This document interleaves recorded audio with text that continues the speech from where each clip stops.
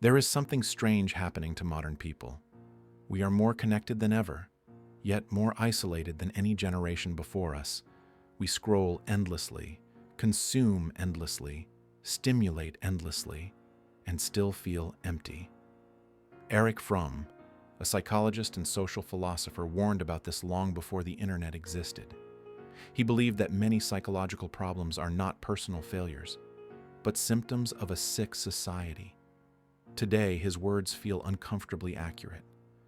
We wake up and reach for our phones before we reach for ourselves, before we feel our bodies, before we feel our thoughts.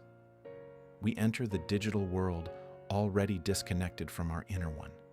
Social media promises connection, but delivers comparison.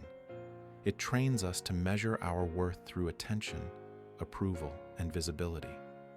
Over time, the mind forgets how to exist without being seen. Fromm called this alienation, when a person becomes a stranger to themselves. You no longer act from inner desire.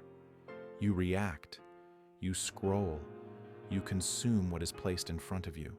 And the more stimulation you receive, the less alive you feel. Pornography works in a similar way. It offers intensity without intimacy, pleasure without effort, control without vulnerability. The brain adapts quickly. What once felt exciting becomes dull. So you need more novelty, more extremes, more stimulation, just to feel something.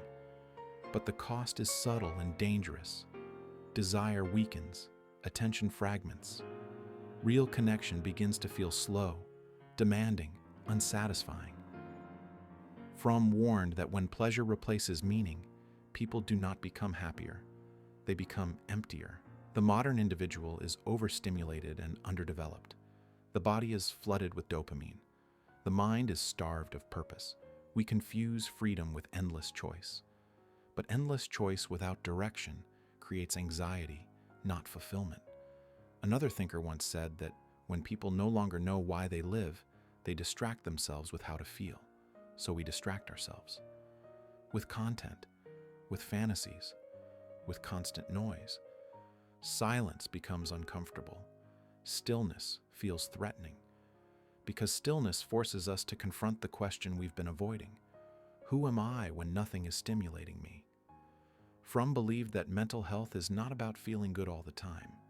It is about being fully alive, engaged, and rooted in reality. But modern systems reward passivity. They reward consumption over creation, reaction over reflection. The more passive we become, the weaker our sense of self grows.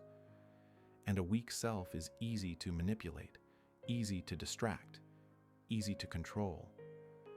This is not accidental. A person who is deeply connected to themselves is difficult to exploit. They are less dependent on validation, less addicted to escape, less fearful of silence. So what is the alternative? Fromm believed the solution was not rejecting technology, but reclaiming inner authority, learning to sit with discomfort instead of escaping it, choosing depth over stimulation, presence over performance.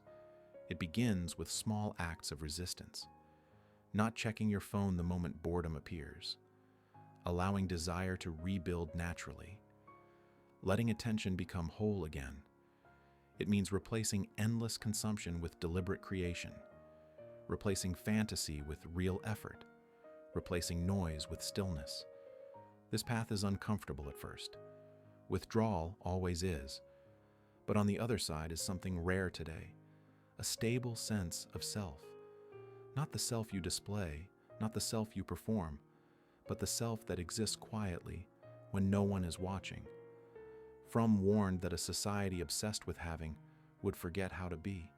Perhaps the anxiety, depression, and emptiness so many feel today are not personal flaws, but signals. Signals that something essential has been neglected. And the moment you stop numbing yourself, the moment you step out of constant stimulation, you don't lose yourself. You begin to return.